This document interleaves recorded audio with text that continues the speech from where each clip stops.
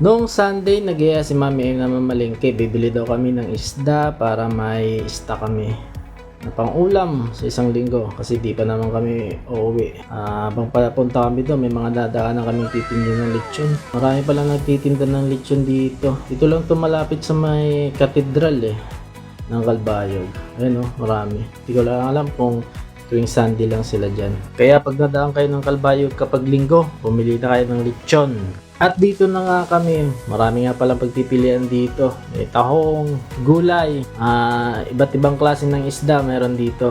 Marami kang pagpipilian. Ang problema lang dito kapag pumunta pambili at saka kung paano pumili at sa sobrang daming pagpipilian ng mga isda, ang hirap mamili. Kaya kapag pumunta kayo dito, dapat alam nyo na kung anong isdang bibili nyo o anong isda yung lulutuin nyo para hindi kayo maguluhan sa pagpili. Sobrang dami ng isda. Ito mga gulay, meron din dito iba't ibang klase ng gulay, mga pang halo, sibuyas, bawang, kompleto dito. Meron dito mga hipon.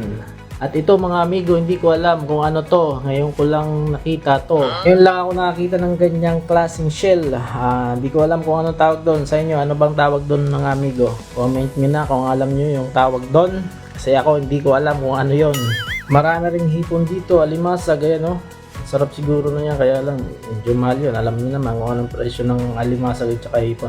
Ayan, nakabili na nga si Mami. Bumili siya ng tahong na halagang 50 pesos. Luluto daw siya ng mixed seafood. Kaya yan, naghahanap pa siya ng hipon para panghalo doon sa tahong na lulutuin niya mamaya. Paborito niya kasi yun. At yun, pumili na si Mami ng hipon. Panghalo niya mamaya sa tahong. Ayan, nakabili na siya ng hipon halagang 180. Yung mga gulay dito, mga fresh pa rin, Ayun yung mga talbos. Talbos na kami ito. Uy, ang cute naman ng mga aso na yan. At bago umuwi, dumaan muna kami ng Mercury Drugs para bumili ng gamot ni Lance. Gamot sa sugat niya kasi bagong tuli. Bibili muna si Mami kasi nga bagong tuli ang aming baby boy.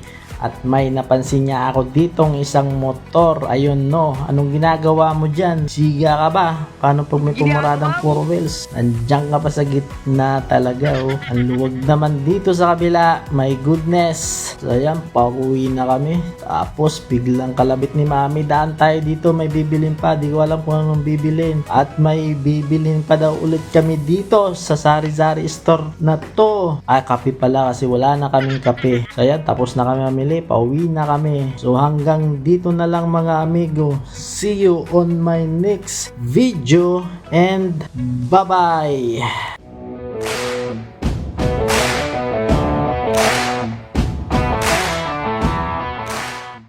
Pakihit na lang ang subscribe button mga amigo at notification bell para maging updated kayo sa mga video na aking i-upload.